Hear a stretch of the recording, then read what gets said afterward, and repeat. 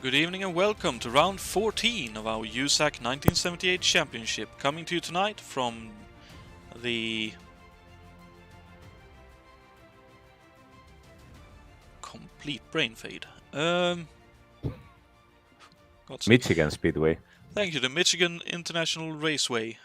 With me in the booth tonight, as you could hear there, is Alberto Ibañez. Good evening, Alberto. Good evening, everybody. Pleased to be here at Michigan Speedway, and this is just a reminder for Jonatan. Quite, it's one of those where I know what track it is, but the name just doesn't appear. The Gould Grand Prix takes place here tonight, and it'll be a fairly quick 100 lap sprint for this one. 150 miles will be driven, and I can't help to think this is going to be quite tricky for our drivers. Well, certainly. I mean, this is a very high-speed track. We're going to see, as usual here, the dual difference between the Cosworth engine cars and the Offenhauser engine ones. Even if we have here David Jakes in the lead of the championship, very much apparently mastering everything that is needed to be able to be the crowned champion at the end of the year, even if he's using just a DSG and Evolution at Offenhauser. But it's going to be very interesting because, as you say, it's a sprint. Everybody's going to be absolutely flat out. And that means that the Cosworth engines are going to be much quicker than the Offenhausers, at least in the sprint side of things. We will see what happens when they go for the pit stop.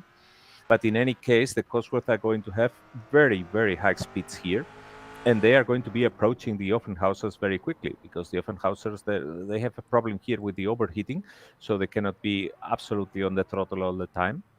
And that means that the Cosworth engines are going to be, well, catching up very quickly with them.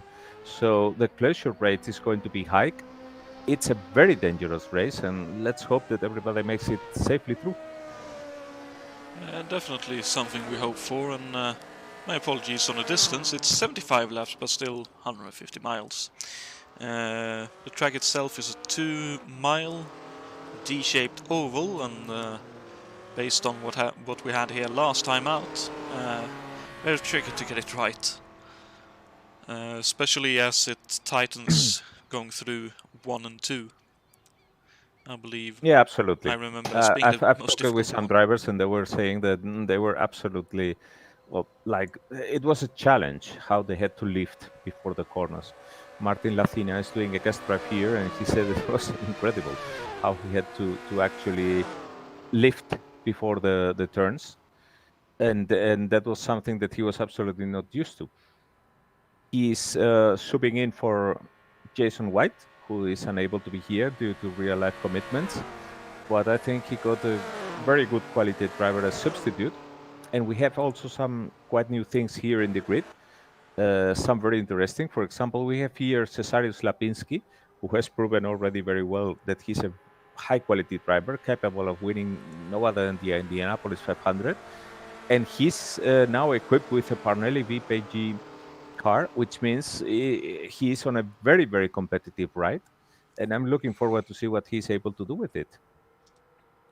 Certainly going to be very, very interesting indeed. I mean, the car he had before the Toyota was no slouch at all, but the car he's got now has proven to be just as quick and at times quicker, so especially at the high-speed tracks, I suppose the VPA will be quicker. Looking at it being a 150-mile race, the point scheme goes that the winner brings home 300 points, second scores 240, then drops by 30 points down to 7th, who score 90 points, and then it drops by 15 points until we get to 12th place, who scores 15. And then 13th to 16th will score 8, 17th to 20th 6, 21st to 24th 5, 25th to 28th, and I think we have no more than 28 cars available, so the least you will be able to score tonight would be 3 points. And speaking of Cesarius Lapinski, he currently lies 4th in the championship on 2,932 points. So a bit of a close affair there for third place, with Brian Yannick in that third place having scored 3,028 points so far, so just about 94 points more than 96 more points than Schlapinski. Jason White, despite not being able to run the last few events, still lies in 5th in the championship on 2,776 points. Second in the championship is Adam Hackman, who I believe had a so-so qualifying on 3,466 points. And finally, our championship leader by over 1,000 points at the moment is David Yates on 4,528 points. So there's still a mathematical chance for Hackman to take the championship, but it'll be a long road from here. Yeah, certainly. And I mean, Michigan, as you have said, this race pays only 300 points, which is not even a third of what actually one of the big 500 milers pays. But in any case, these are the races that you need to win, or at least to score well to be able to mount a championship challenge. The backbone of your championship is obviously scoring well in the 500 milers, but still, you need to do well in these races. You cannot ignore them. So we can see how Alancer in real life actually won the Triple Crown, won no less than 3,000 points just in the 500 milers, and even so he lost the championship to Tom Sniba, because Tom Sniba was regular enough to score well in many races. So as we say, even if this seems a race that is of not a huge importance, because we know there are 18 races in the calendar, and yeah, the 500 milers are the ones that have the big points, but even so, it's important to score well here. This is actually the place where championships are won or lost, because at the end, the difference might be less than the 300 points that are on play here. Certainly so, and it is, as it is in many championships, a question of consistency. Scoring, as you say, in every single race is important. I mean, there's been instances where championships has been lost by half a point. One of those being one of the World Rally Championship events or seasons where half a point differentiated either half a point or 1 where point. Niki Lauda actually won a championship by half a point. Indeed, indeed. But speaking of this race in particular, Jason's keys to the race gives us a few pointers to look out for. The first one being taking special note of the track temperature at race time, seeing as the difference in track temperature will make it a bit different in how the tires will behave. Whether you get understeer or oversteer, depending on how your car is running at the moment. And maximum speed is important, but so is drivability in the corners as well. And lastly, as Alberto has already pointed out, it's a good idea to have a fourth gear that will prevent redlining in the draft, and also important to keep the engine oil somewhere in the regions of under 120 degrees Celsius or roughly 248 degrees Fahrenheit. And I suppose just 1.5 minutes before the race gets underway, as I notice Martin Lasina currently on top in the times in this warm-up session. That's very impressive for a one-off drive. Let's throw out the trivia question, since I don't believe we'll get many options during the race to do so. And a question for you this evening would be: what British racing great was brought in as a track consultant to advise on the design of the MIS road courses? Was it A, Jackie Stewart? Was it B, Sterling Moss? Or was it C, Graham Hill?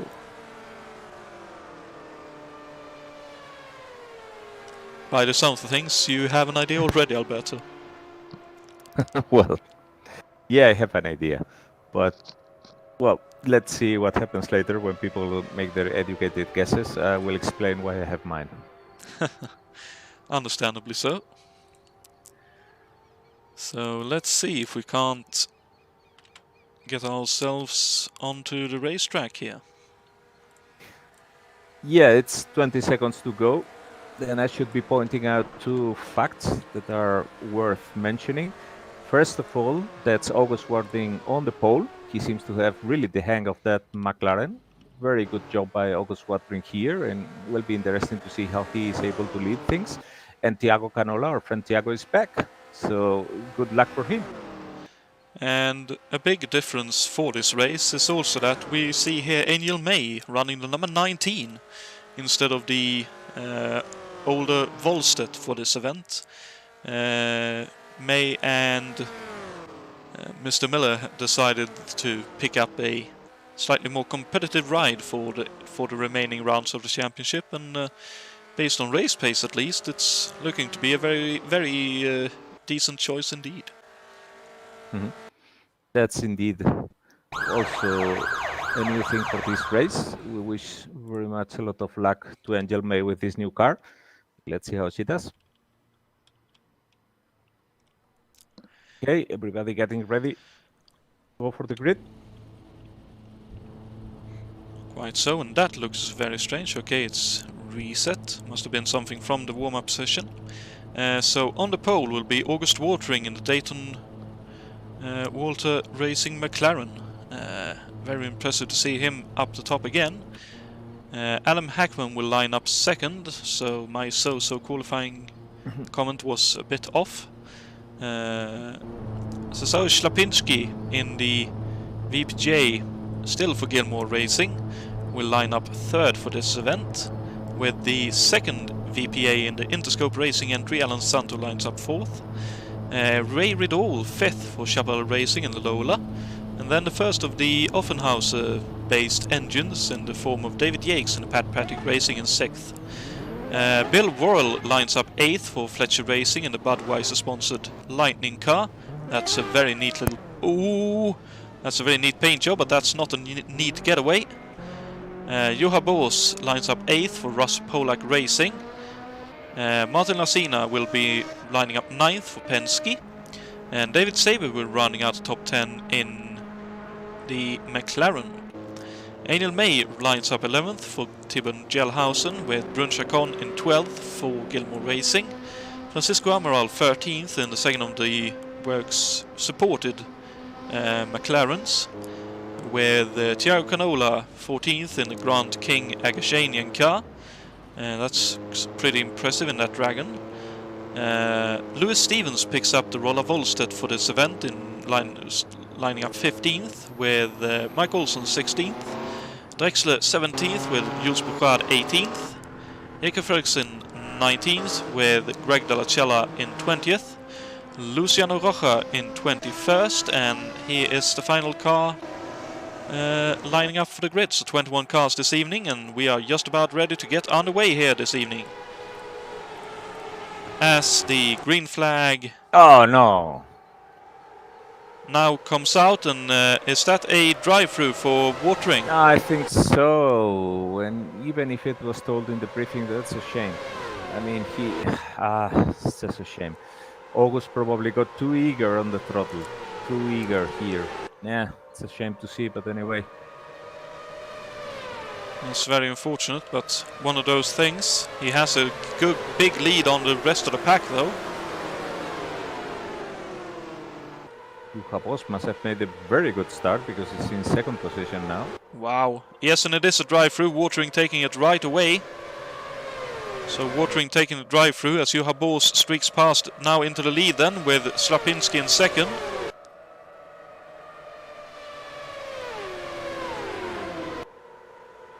Hackman, Lacina, look at Jakes passing there. Wow. Lacina on the outside.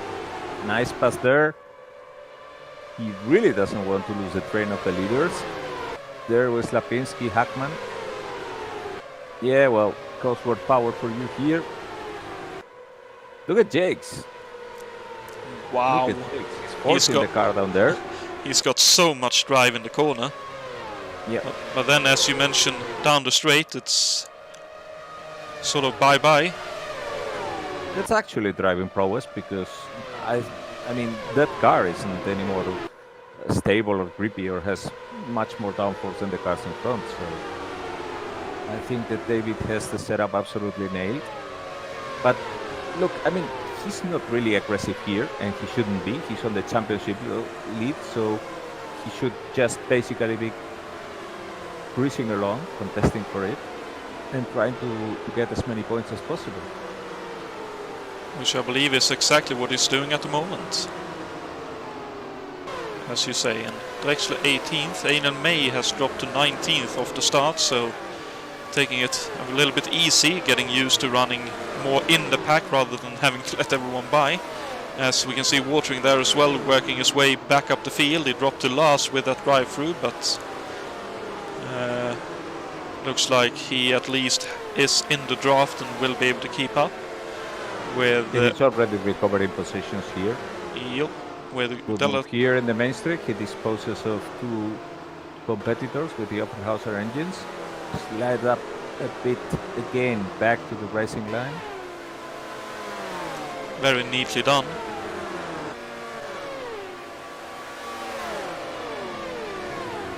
Yeah, it's well calculated for him.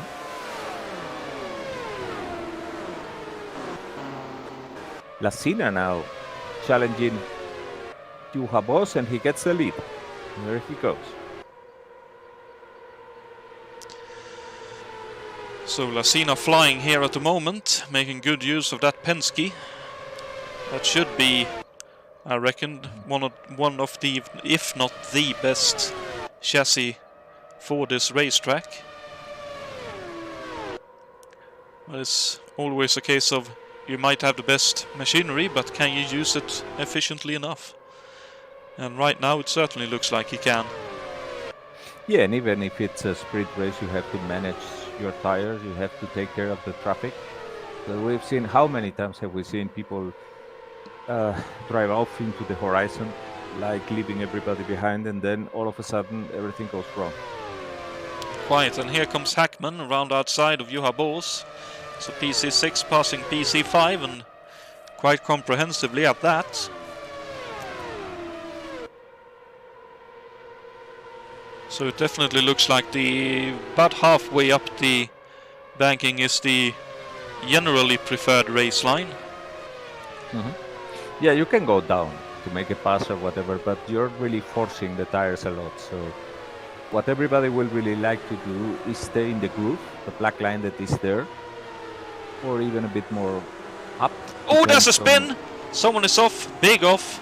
Oops, that's David Saverin. Oh Jesus no! Christ, he's out of Michigan. Oh dearie me, that's that's the state.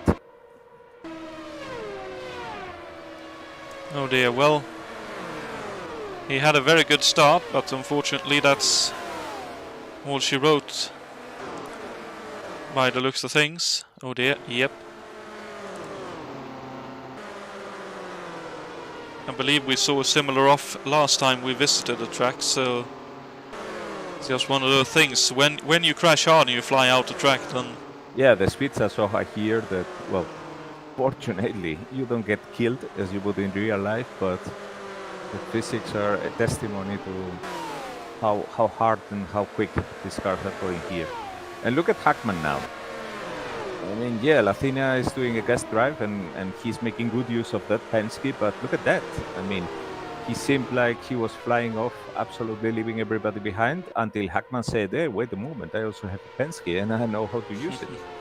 Because he has the experience also.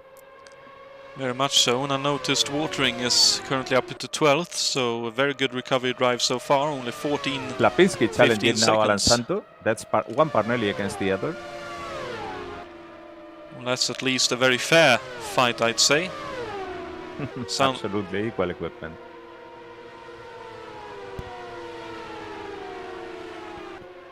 And Santo keeps it on the outside. Yeah, I mean, that's actually a good demonstration of people not willing to really force the tires. I mean, Slapinski could have tried to stay there and try to challenge Alan Santo on that, but he knew the tires were going to get too hot. So it's not really worth it when you're on lap 9 of 75. Very much so. And I noticed Mike Olsen is running a very unorthodox way here. It looks like he's staying way up top for a lot of the turn. Small drain behind David Jex here. His teammate Jakob Fredriksson is right on his trap. But look at that, they are three-way there. That's Bill Worrell, August Watering. Oh, and look at that! Look at that! The speed of that Cosworth-powered McLaren. So that puts, I guess, Watering in 9th now? 8th, actually. Ah, yeah, David Jex is 9th. So, and he's already looking at Mike Olson, who is now in that 7th position. Well, it's a case of if you take pole, then you definitely want to be up the front, and based on the way he's driving, he wants to get there very badly indeed. Absolutely flying. And Hackman got there, but is now just lying there watching what Latina does. I mean, he's exactly in the position where you don't get that much of a disturbance from the car in front in terms of idle. So he can really go into the corners without forcing the car too much. Look at how he stays in a higher line than Lacina. Lacina basically just slid up. But he's not forcing the car, he's preserving the tires. Lacina is being a bit more aggressive. He feels like he should be trying to take off Adam Hackman, but that's not going to work. Adam, every lap is a bit closer, even if he's driving conservatively.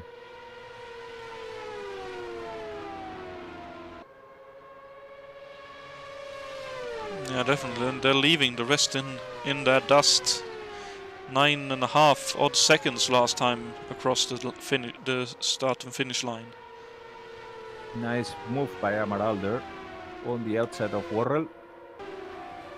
This is a four-way battle here between Jakes, Fredriksson, and those Cosworth powered cars.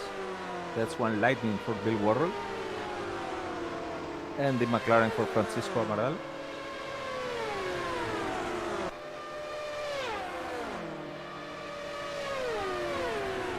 And Mike Olson is still there in 8th position, but keeping a healthy distance to the cars behind.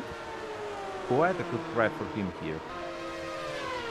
Watering already in front is 7th, which is the third 7 in his car now, because that's 77.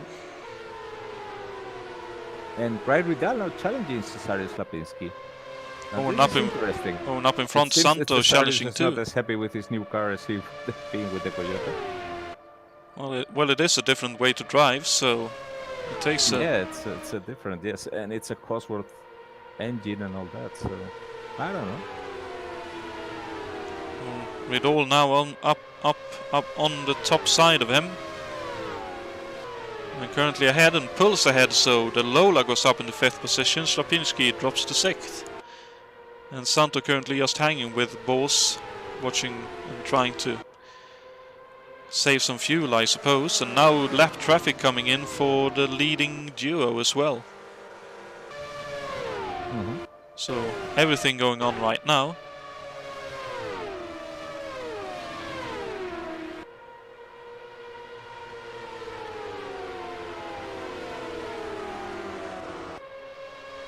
Oh, and there goes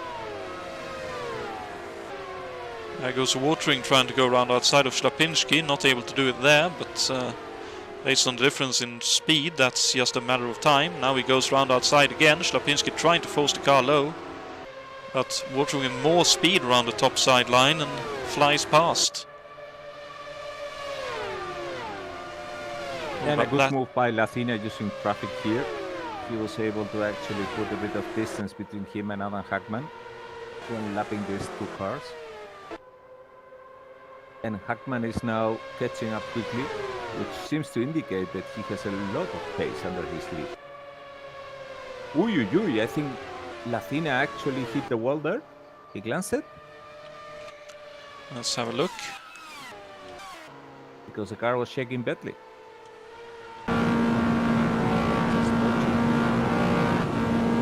Yes, he definitely hit the wall. Or scraped it at least.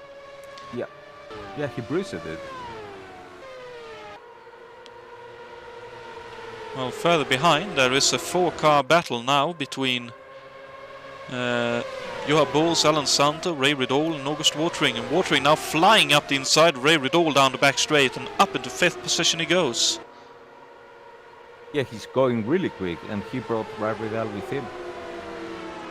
So that's going to be quite uncomfortable for Johan Bols very soon.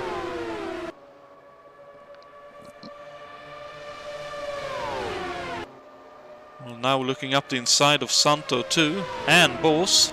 Really low line for Watering, and it looks like it's working.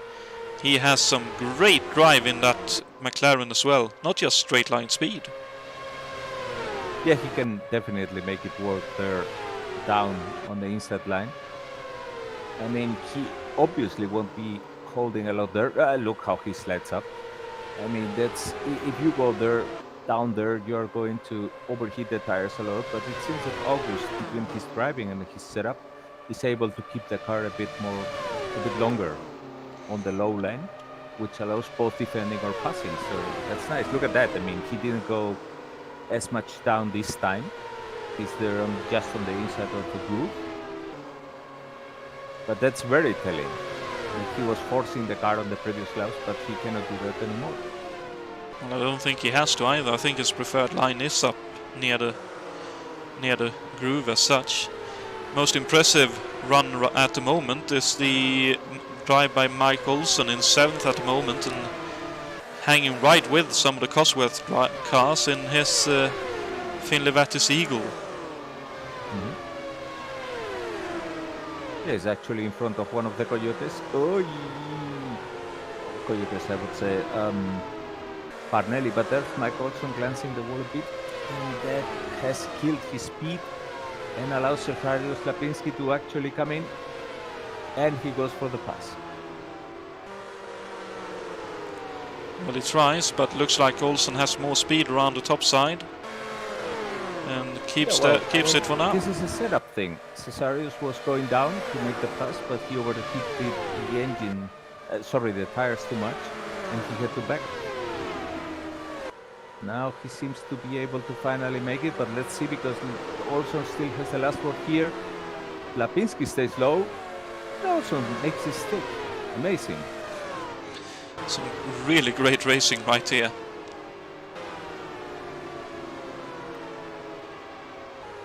Very good job there by Olsen.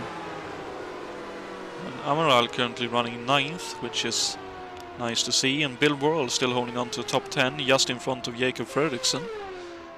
So both of those running well, but Jakes is looking a bit off song in race trim at least, running 12th at the moment, but I wonder if that's just a case of him saying, I'm happy to pick up just a few points here and at least not have a DNF, and I'll take what I get.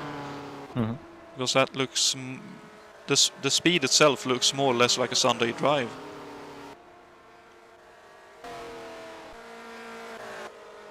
You have a signal in the pits. Oh, That's already? No, he rejected that. It seems that something was automated there. Probably the game jumped the gun. Well, I found that the game sometimes auto-calls it when, Yeah. if you're running like a 100-liter fuel tank, they might auto-call it at like 25 liters left. I was like, that's a bit early. Brun Chacon currently running 13th, which is pretty decent for the Toyota. A bit, I suppose, understeery for this particular place. Sort of why they would have picked up the VPGA for the Foyt entry. Anian May currently running 14th, so she's worked her way up the field a little bit since the start now, with Lewis Stevens running 15th in the Volstedt, very nicely done. Jus Bouchard running 16th at the moment, with Rocha in 17th. Canola pulling that dragon along in a decent 18th for the car. Drexler currently 19th in the leader card races entry, and Greg Della Cella currently 20th for Alex Morales Racing. And it's three-way battle between Boss, Santo, and Ridal. And Santo is desperate, trying to make it round the outside, because it seems that Juha is a bit like, causing a bit of a traffic jam behind them. Santo and Ridal have been trading positions, while Juha was leisurely looking at the mirrors, watching them fight it out among themselves. But it seems that there is now clearly an advantage for Santo. He wants to make it past Juha Boss. Ooh, I think here he comes. Ooh, he nearly got a bit of oversteer there, but he was able to keep it. Let's see what happens in this turn. Santo going a bit up. He needs that to be able to make it through the corner. Juha leaning a lot on the corner. Santo sliding up. Let's see if Juha can keep it there. No, they come to the main straight and Juha doesn't have the momentum. Great racing right here. Looks like Santo might have it secured now. Oh, a bit of a slide block. Yeah, it was absolutely a bit of a case of understeer because of aero washout. But look at Juha now. Straight down the inside once again. That's the key moment. I mean, you slide up because the tires become very warm from forcing the car down, and you really need to be able to keep it up. That's what Juha did, so he recovers the position. Santo didn't want to enter a fight here. I'm sure he could have held it on the outside, but it's a bit too early in the race, so he's likely not going to enter in a stupid fight that could cost him a spin or whatever at this point. But they are testing each other, you know? Yeah, for sure. I mean, it's even with it being only 75 laps, you need to sort of know what kind of driver you're racing with and what they can do with their cars. As I noticed, Francisco Amaral has worked his way past both Schlapinski and Mike Olsen and up into 7th place in the Jerry O'Connell McLaren. Yeah, good drive there. And while Watering cleared the traffic, he is not yet able to catch up with Hackman or Lasina, still dropping a few tenths a lap.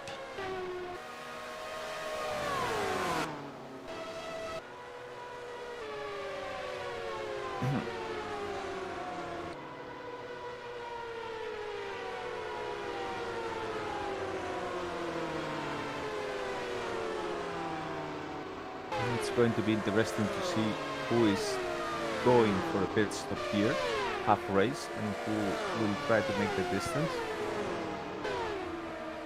And Bouchard is now signaling pit stops. I don't know if it has to do with strategy or maybe they need to repair things.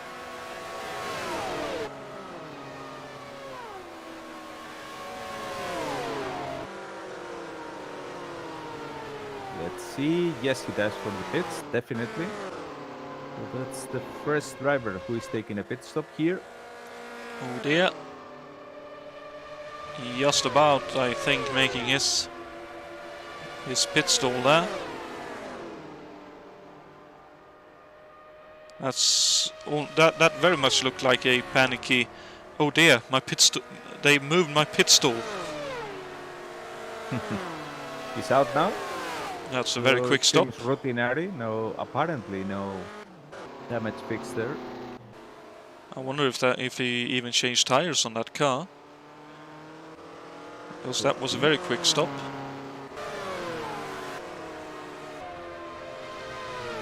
And it looks like, was that Mike Olsen maybe heading for pit lane? Yes, it was. So Mike Olsen is in as well. With a bit more of a gingerly entry compared to what Jules Bouchard did a lap ago. And Brad Riddle now trying to find a way past Alan Santo. They are still catching up with Juha Boss. Juha showed them both that he was actually holding back, because as soon as Santo overtook him, Juha got the position back immediately, and he has taken off. So that clearly indicates how he was holding back. And now apparently he has got a bit of a wake-up call with that overtaking move from Alan Santo, and is trying to put some track distance between them. Ui, Santo there, he understeered when he was trying to pass a lap car, Luis Stephens. He nearly got up to the wall. Now they are passing both of them, Luis Stephens. Claire Vidal still there, like a shadow for Alan Santo. And Juha Boss, meanwhile, look at that. I mean, he opened a really big gap.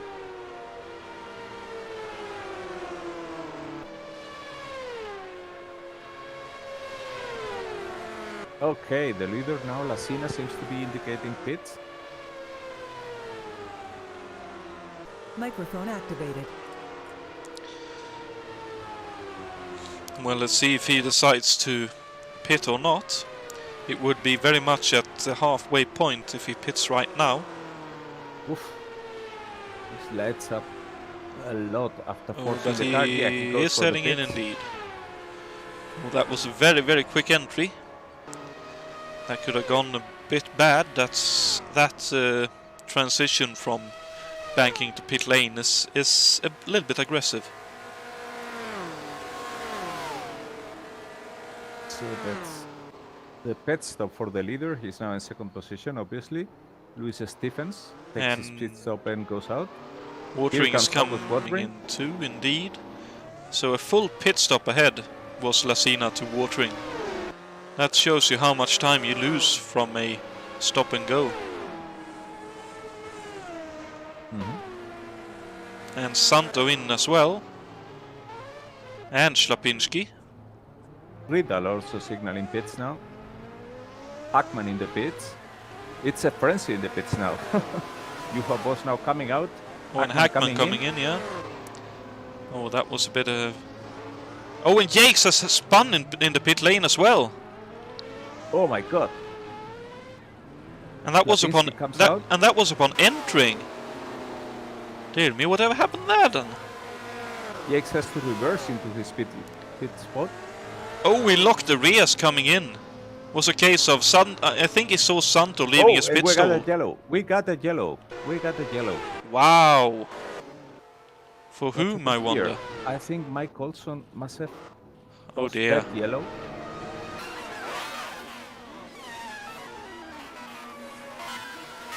Everybody's racing to the flag now.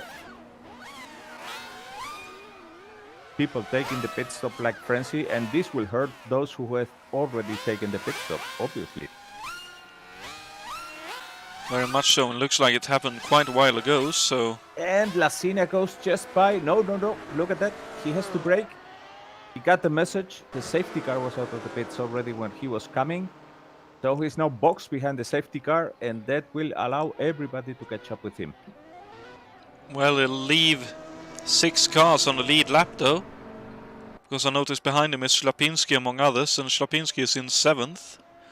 Sorry, that's Fredriksson in 8th. So we'll have 6 cars on the lead lap, those being Lacina, Hackman, Watering, Bose, Ridol and Santo. And everyone else is at least a lap down. So that definitely mixes everything up.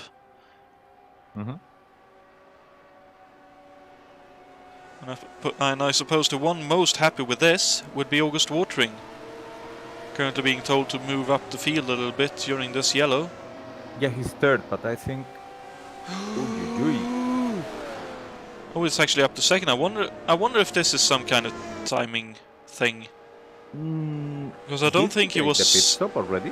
Yes, he was in and came out in 3rd or 4th, so he shouldn't be quite that high up.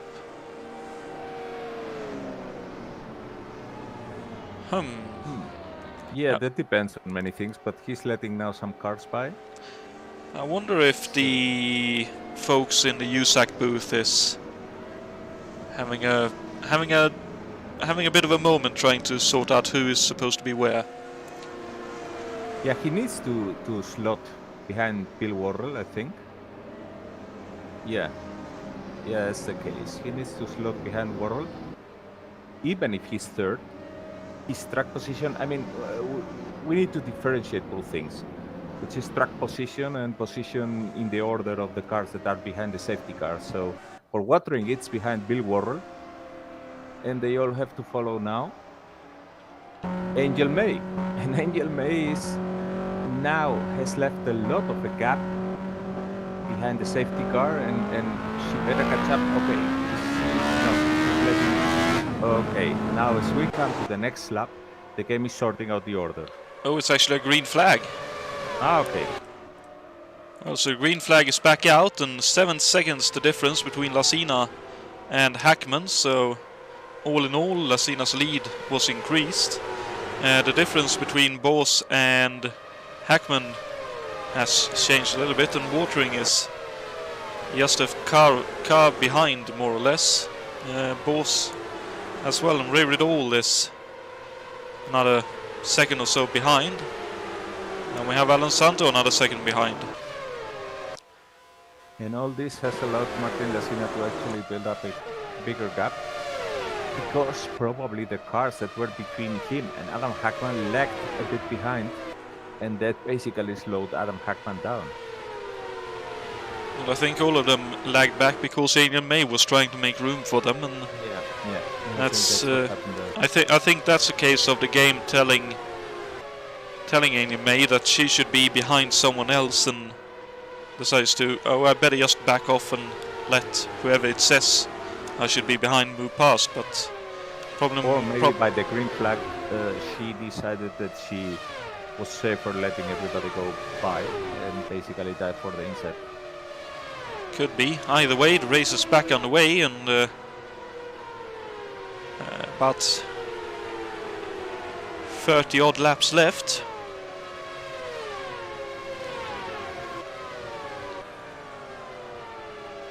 And looks like the race is on for young and old.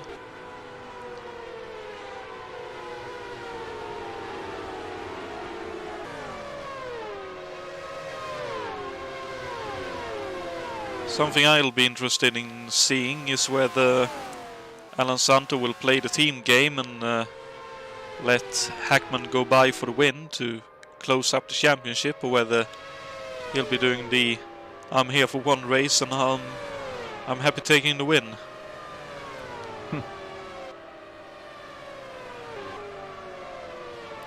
So let's see, Worrell still in 10th. Francisco Amaral has dropped to 11th during those pit stops.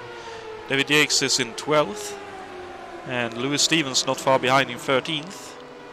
Luciano Rojas 14th now, with Jules Bouchard in 15th. Thiago Canola is 16th, with Michael Drexler in 17th. Angel May is 18th, and Greg De La Cella, just a little bit behind, half a second or so, is 19th, and by the looks of things, final runner at the moment.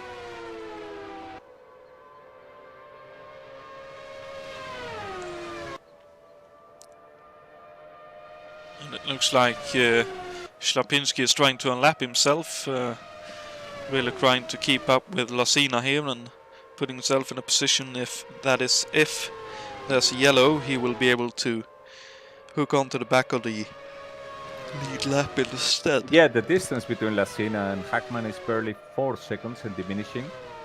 It's the same as it was at the beginning of the race, when Lassina was able to shake off Hackman a bit thanks to traffic. But in this case, now it's only not even 30 laps to the end, and Hackman is speeding up. He's catching up, and he had been holding there, but I think now he will be sprinting. Very possible, just keeping himself in a place to... 3.6 seconds now.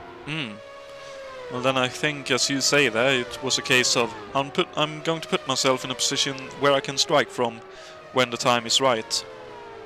Yeah, I think Hackman was happy with the yellow flag, knowing that he had more pace than Lassina and was just basically going to be able to hold there and overtake at the end. But after the yellow, he found himself that due to the cars that were in front of him, the distance had actually grown. And he now has to play the catch-up game and show his real cards. And his real cards are, they seem to be aces, because he's now 3.7 seconds behind Lacina. He's visibly coming quicker to catch up with him. 3.2. Although we don't know if Lacina has shown all his cars either. Very much so. Suppose it'll be a case of the last 25. During the last 25 laps, they will have to give a tell whether they actually have any more pace or not. Bo's still holding on to third in the meantime, about a second ahead of August Watering in the Dayton Walter McLaren. Ray Riddle currently fifth, about 3.5 seconds back, and a further 3.5 seconds back to Alan Santo. And then obviously 35 seconds, so more or less a lap down to actually Bruno Chacon in 7th. So Bruno Chacon has had a good drive here. And another quick lap by Adam Hackman, 35.9. First time that someone slots under 36, and he's showing Lacina, who is actually the title driver here in the Penske team. Yeah, for sure. That's half a second he pulled down the back straight by the looks of things.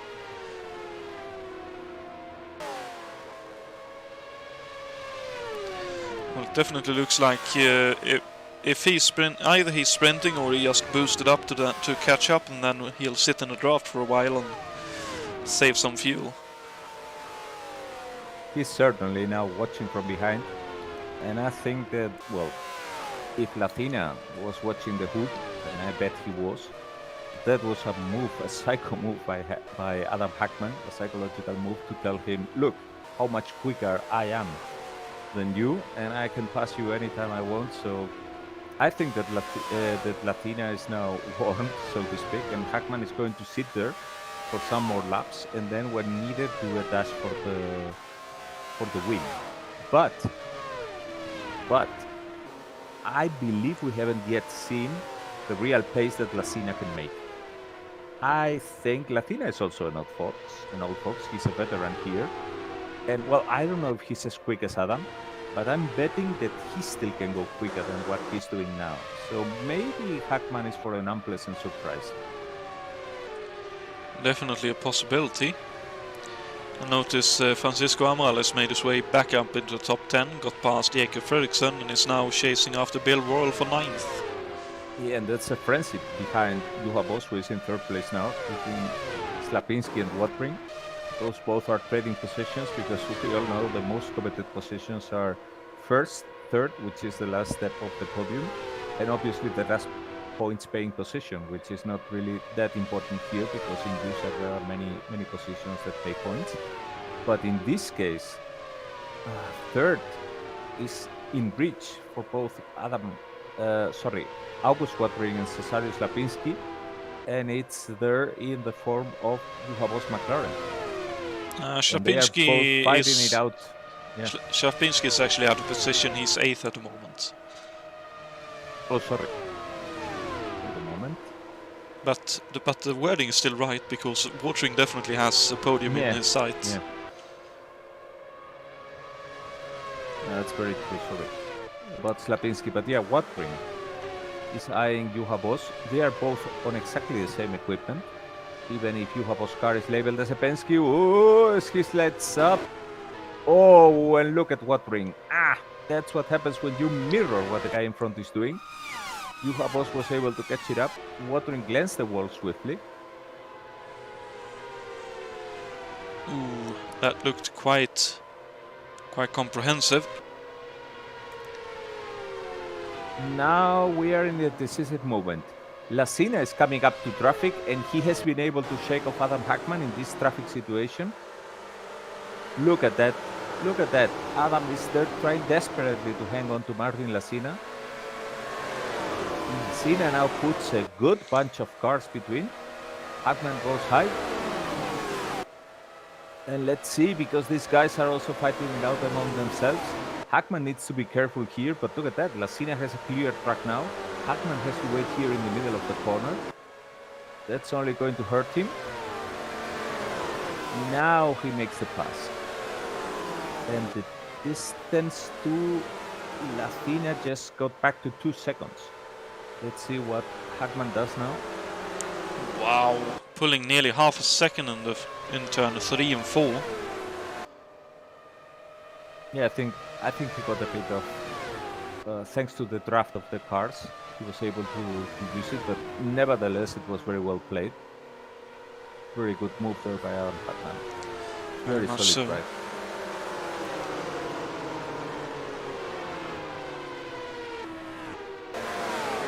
Now it's the turn of the next qualifiers to go through that traffic.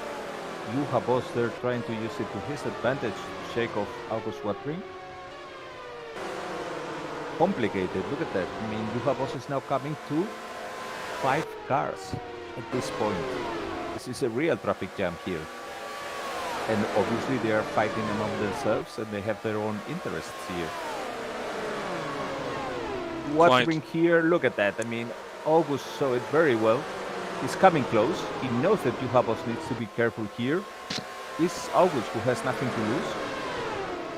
Side by side there, coming to the traffic. Juha Boss is going to box him there. Not able to do it though. Watering slides up and past him, does the sort of understeer slide block, and now Watering with the advantage. All of that being said, those cars on the bottom line is definitely drafting each other well, running like a train and very fast at that. But it looks like both Watering and Boss is able to get past.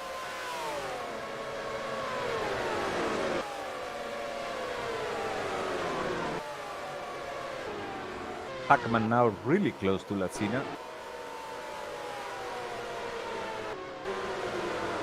That's the position he wants to be.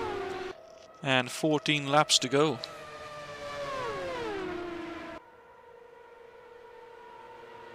Oh, and look at those different lines.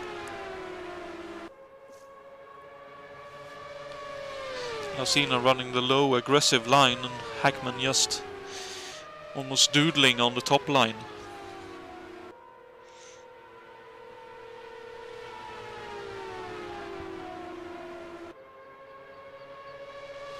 In the way they portray the different lines and styles of these two drivers.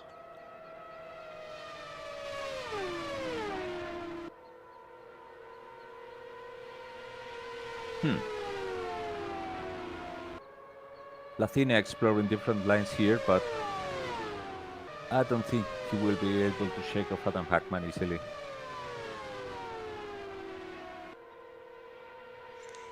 No, tries to go down while not. Hackman knows better and stays up. Yeah, I think that's a bit the lack of experience in Lacina. I mean, he's doing great in his first race in this series, but obviously he's not so experienced. And well, look at that. I mean, if he wants to go quick, he doesn't want to go that much down. He's already feeling it, probably. But as soon as he goes down to the apex, Hackman immediately leaps closer, even if going on the outside. Look at that. I mean, Lacina dies for the apex, understeers up, and Hackman easily there on the higher line, basically inches closer. Yeah, just keeping a higher average corner speed, and that's enough.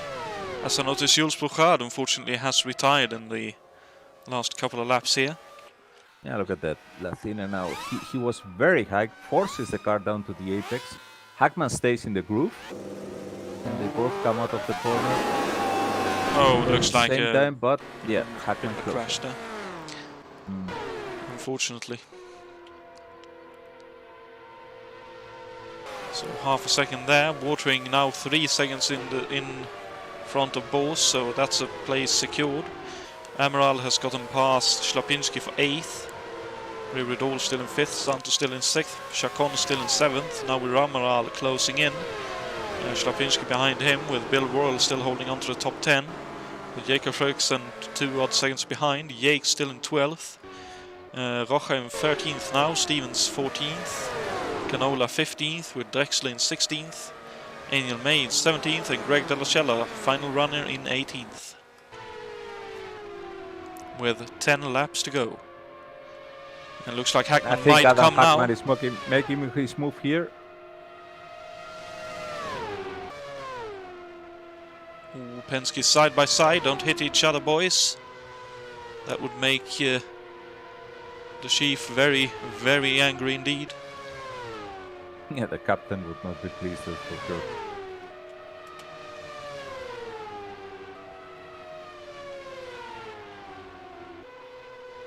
Lathina is still trying to go down to the lower line to see if that works, but no, it doesn't. I mean, Hackman has been all the time consistently a quicker hike,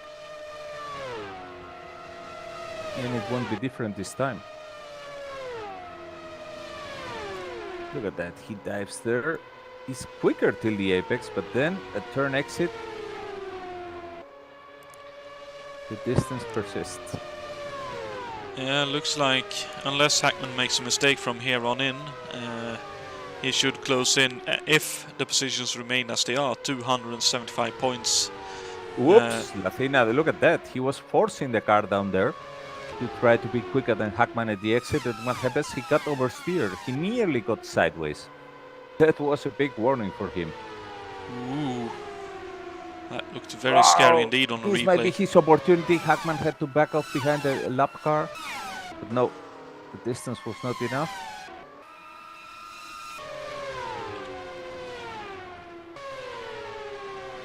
Oh, and Hackman actually pulled away. Watering now looks secure in third, but Bose is under, I think, under attack from Ray Riddle. He is. 3/10 the difference. Yeah, fifth place is good for Ray Riddle, but the fourth place obviously tastes even better. So. Very much so. And based on what that Lola was able to do in real life, I reckon it'll be but a question of time before he's able to get past Bose.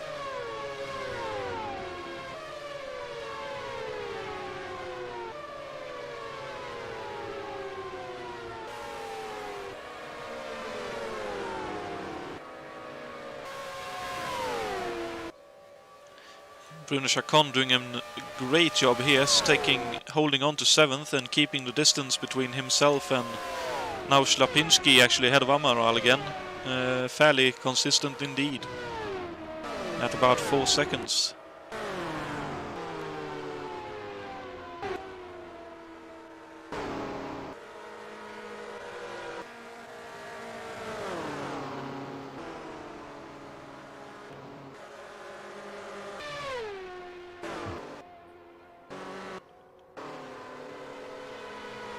Watering very careful here, not to endanger his third position now. Indeed, and that Toyota is still a fairly quick car, not maybe as quick as the VPA around here, but definitely no slouch. It looks like Ray Riddle has gotten past Juha Bose by 1.5 seconds now, so Ray Riddle up into 4th and will be trying to chase after Watering if he can, with what looks like 3 laps to go as they've crossed the finish line now.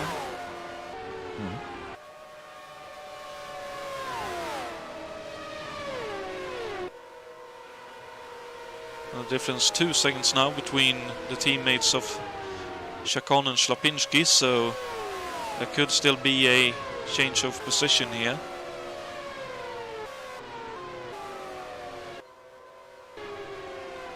Hackman 1.5 seconds in front of Martin Lathina, but Lathina is now recovering very quickly. Maybe he was, like I said, holding a bit on the boost or whatever, but he seems now to be catching up.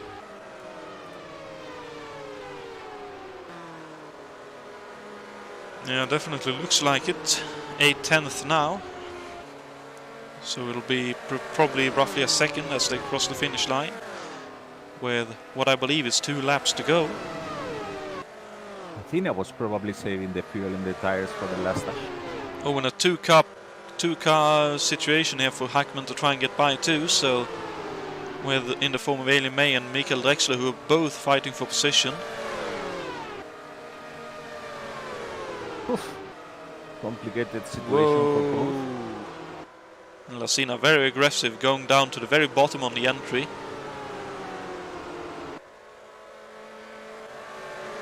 He was able to make it without losing too much ground, but still now the distance is over a full second, and this shouldn't be enough for this last lap unless Hackman makes an error. Let's see, because I'm betting that both are now with the boost crank up as much as possible. It's also a case of will the engines last? I mean, it's only a 150 lap sprint, but you never know for sure. Into the final couple of turns they go, and it looks like Hackman with a master class of a consistent drive. Yeah, look at that. Latina tried to go a bit more down, but that was just basically forcing the car into oversteer, and Hackman wins the race. Latina is second. Here comes August Watering. At least he will be taking a very well-deserved podium.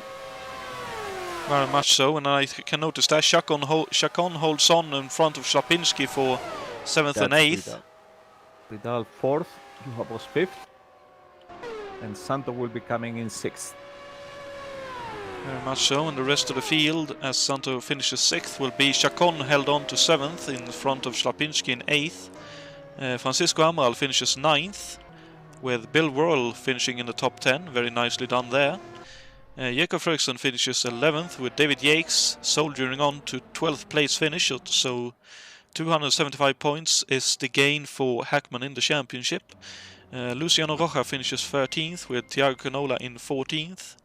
Louis Stevens finishes 15th in the Rolla Volstedt, with Mikael Drexler in 16th, Aniel May in 17th, and Greg Dallas is the last car running in 18th, with our retirees being Jus Bechard, Mike Olsen, and David Saber. And Adam Hackman drove it to the winner's circle. Very much deservedly so. But now everybody's out of the track. It was a nice race. Definitely so. We will be right back, but for now we will take a few important messages, and when we are back we will be having the post-race interviews and the answer to the trivia question. But until then, stay around, we will be right back.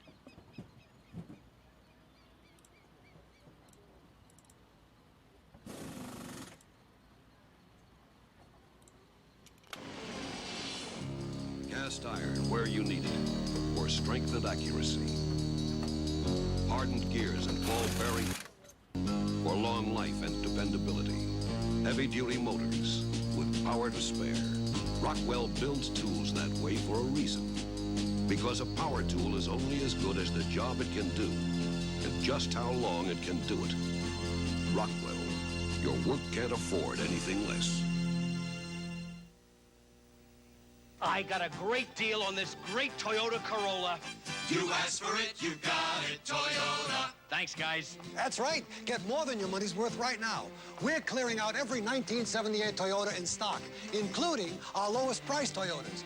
Each with a car full of standard features you don't have to pay extra for. What kind of a deal can you make? See your Toyota dealer and just ask. I asked. Just ask for it, you'll get it, Toyota. Take any razor available in America. Now there's an electric shaver that will shave as close or your money back. The Remington XLR. Remington can guarantee a close shave because of our unique 3-part system. The first head shaves close, the second closer. The exclusive intercept cutter is designed to shave longer hairs.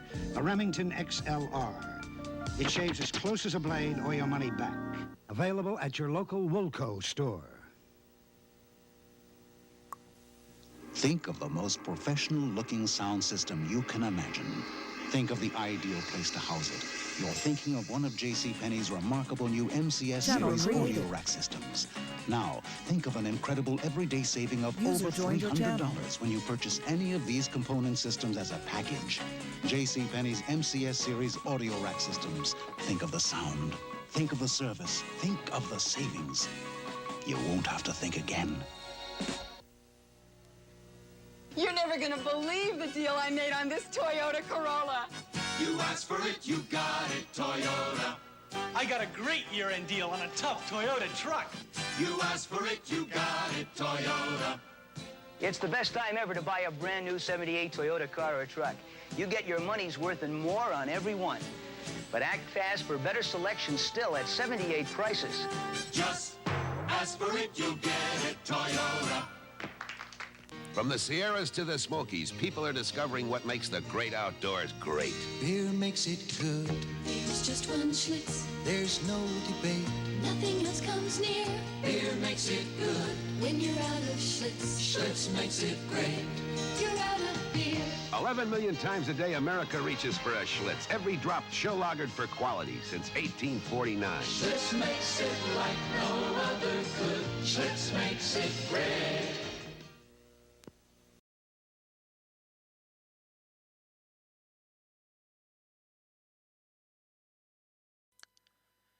And we are back here at the 14th round of our USAC 1978 championship with Adam Hackman grabbing the win in this race. Since he isn't in the room yet, we will have a quick look at the trivia question yet again. So the question were, what British racing great was brought in as a track consultant to advise on the design of the MIS road courses? Was it A, Jackie Stewart? Was it B, Sterling Moss? Or was it C, Graham Hill?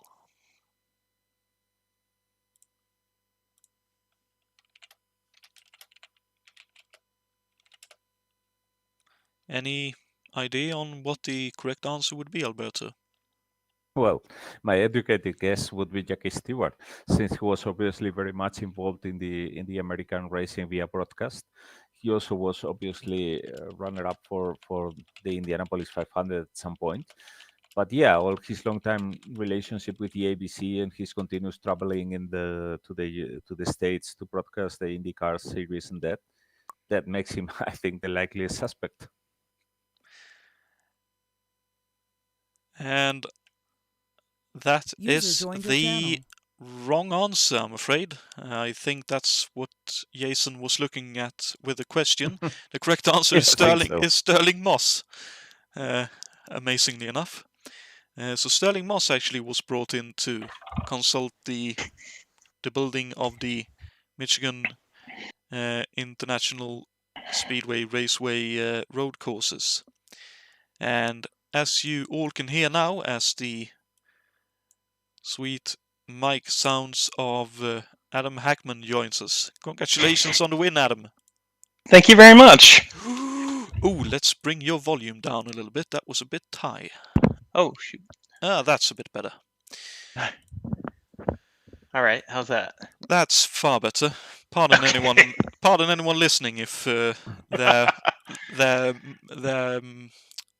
speakers were just blown out or their eardrums. Well, this makes up for Ontario a little bit. Yeah, I suppose you could say that. That was a bit of a disappointment for you at Ontario, but I would believe you would be quite happy with the win here then. Indeed, yes.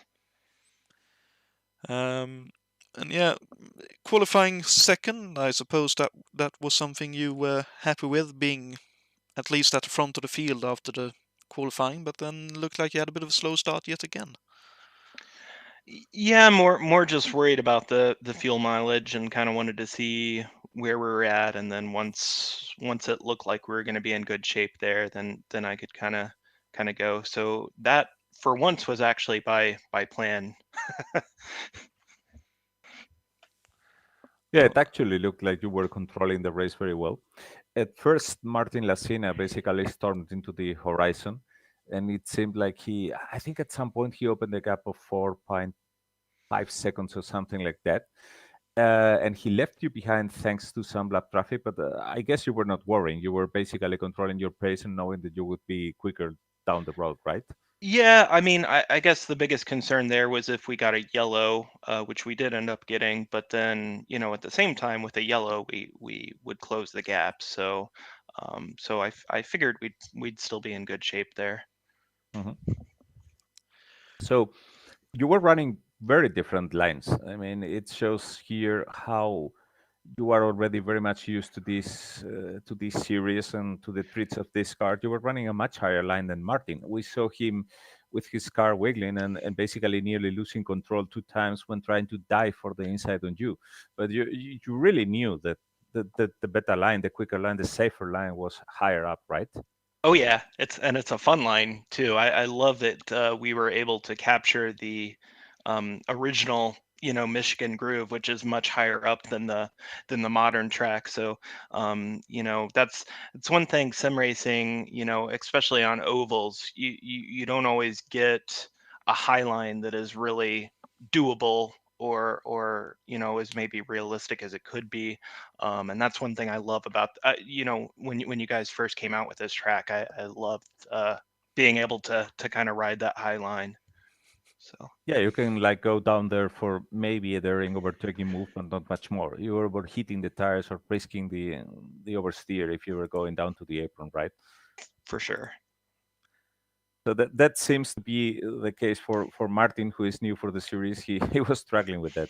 He was trying to be quick there, but it really seemed that you had everything under control. So when the race was down to the closing moments, were you on maximum boost, or how much did you really squeeze the engine there? I went up to max boost just to make the move, and then for a lap to get a little bit of a gap, and then I went back down. So it I mean, there was definitely more there, but at the same time, I was still, kind of running the fuel number. And then, after Ontario, I wanted to make sure there was no possibility of an engine blowing. Yeah, so you were actually not ready to gamble on a win here with Martin by going the full boost, right? If Martin had been on high boost, like playing chicken with you, because after all, it's a one-off race for him, you would have basically let him by, or do you think that little devil would have kicked in and you would have? It's hard to say, but I think I probably would have been happy with second. So Yeah. Okay. So anyway, congrats on a win. It was Thank very you. well played by you. Thank you. I'm happy to see you there at the top, and let's see how the rest of the championship plays out for you. Yeah, don't have the Cosworth advantage at some of the remaining tracks. I knew we had a pretty good package for here in Texas. So